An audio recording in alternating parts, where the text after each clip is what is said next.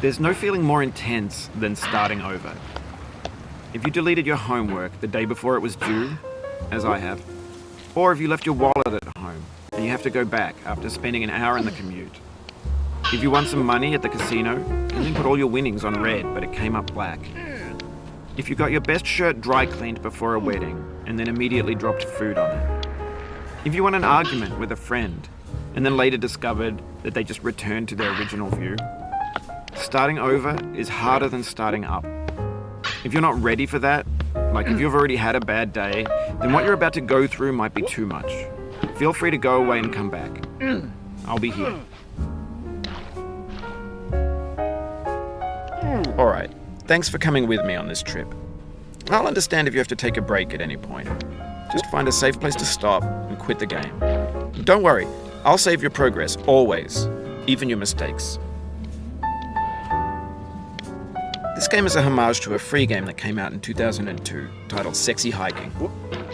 The author of that game was Jazuo, a mysterious Czech designer who was known at the time as the father of B games. And B games are rough assemblages of found objects. Designers slap them together very quickly and freely, and they're often too rough and unfriendly to gain much of a following. They're built more for the joy of building them than as polished products. In a certain way, Sexy Hiking is the perfect embodiment of a B game.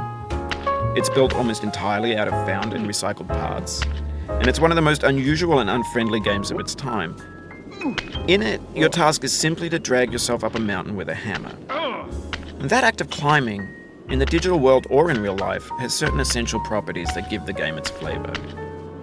No amount of forward progress is guaranteed. Some cliffs are too sheer or too slippery, and the player is constantly, unremittingly in danger of falling and losing everything.